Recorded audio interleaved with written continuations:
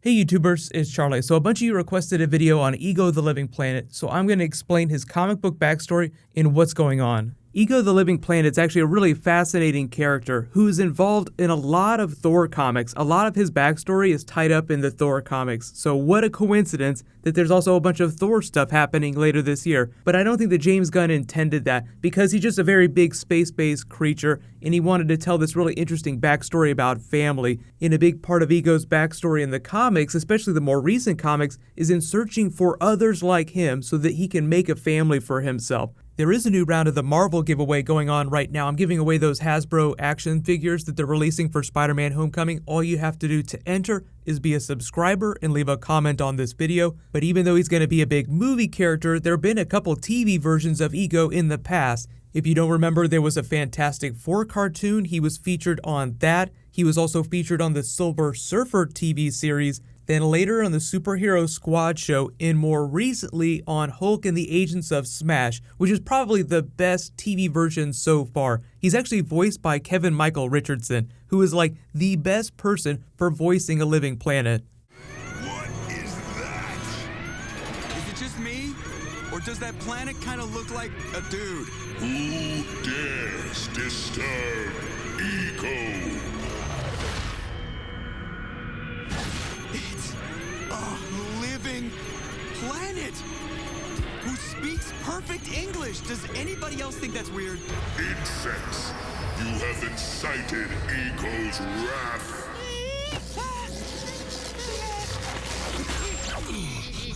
You got two choices. A, you get us back to Earth and leave our galaxy forever. Or B, we slam dunk you into the sun. What'll it be? Ego submits. That's a little bit sillier take on the character, just like the animated cartoons are. It's the same with the animated Guardians of the Galaxy cartoon. But if you remember the last Guardians trailer, we've actually seen Ego before. He shows up in planet form. We just haven't seen Kurt Russell yet.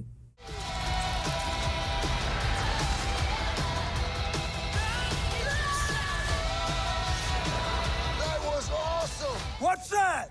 He says, welcome to the frickin' Guardians of the Galaxy. Only he didn't use frickin'.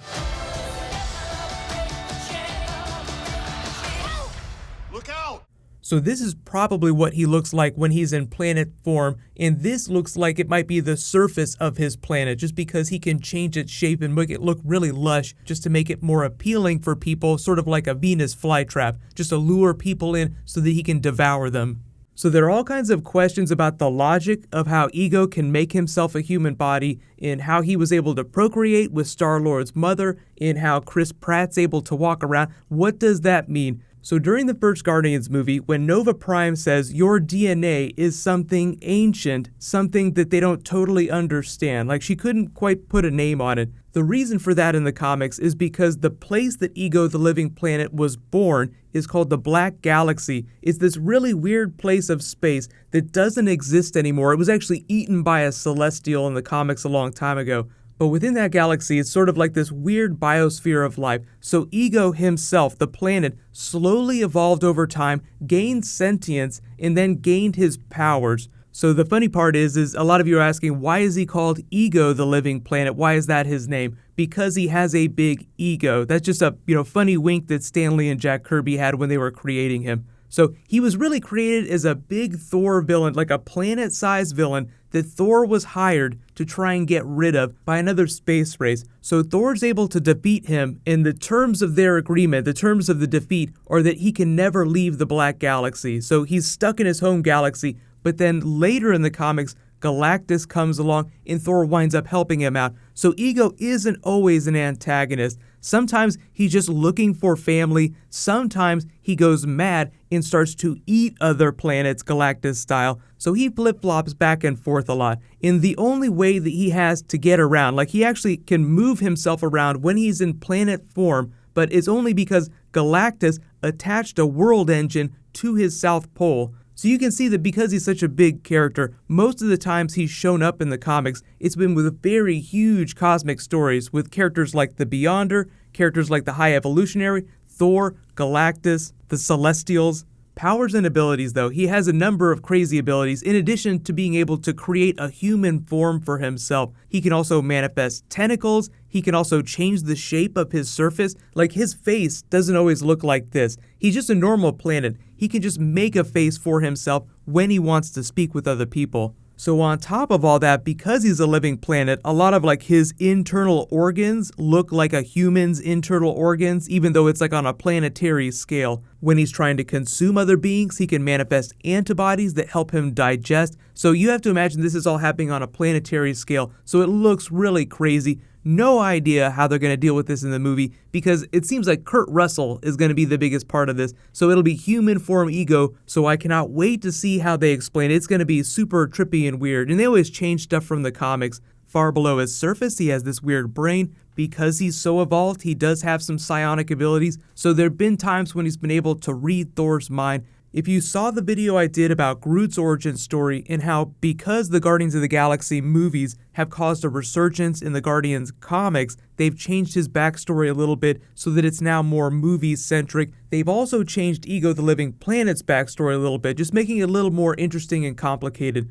So what Ego learns is that he was actually one of two things created by the Stranger just as a random science experiment, which is kind of heartbreaking. But he has a brother called Alter Ego, which was captured by the Collector, who's sort of an antagonist for Ego. The Collector collects unique things. What is more unique than a living planet? So Ego tries to free his brother, but learns the Collector's running a social experiment of his own, trying to see what will breed a stronger will, captivity or freedom. So he's trying to pit Ego against Alter Ego, trying to see who will win.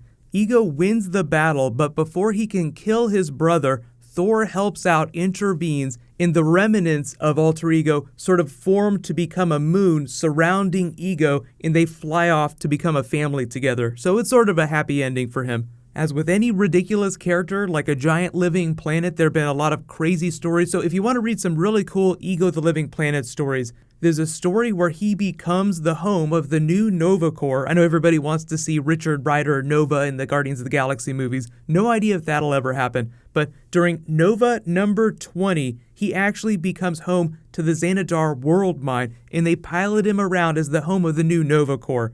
There was a Kurt Busiek story where he himself became the Earth. He was planted by the Kree Empire in the center of the Earth and slowly grew to take over the Earth. That was called Maximum Security 1 through 3. Then there's the story about how he has to fight his brother, the Alter Ego. That's Astonishing Thor number 1 through 5. And then there's the story about how he has to fight Galactus. That's a bit of a deep cut. It's 1966, Thor number 160. That was sort of Thor's second encounter with Ego. The first time was when he forced him to stay in the Black Galaxy. The second time was when he helped him defeat Galactus. Because who's going to be a bigger villain for a world that devours than the World Devourer himself? But too bad he's a Fantastic Four character, so no Galactus in Guardians of the Galaxy. That would be a pretty epic fight. But let me know in the comments, even though we don't know how Ego's story is going to end in the movie, what do you want them to do with him in the future? If they can do living planet weirdness in the MCU, then just think about the weird stuff that they could do in the future. So what's going to happen next is I have a new Flash episode that I'm going to post, and then I'll post the Guardians trailer. It's not posting till really late tonight, so my Flash video will just be done before that. So everybody get crazy. I'll be announcing the giveaway winner when I post that. If there are any other Guardians videos that you guys want me to do, bonus videos for characters or concepts, just let me know in the comments. While you wait for that, click here to watch that Guardians trailer, and you can click here for my Flash episode. Thank you so much for watching. Let's high five. I'll see you guys in the next video.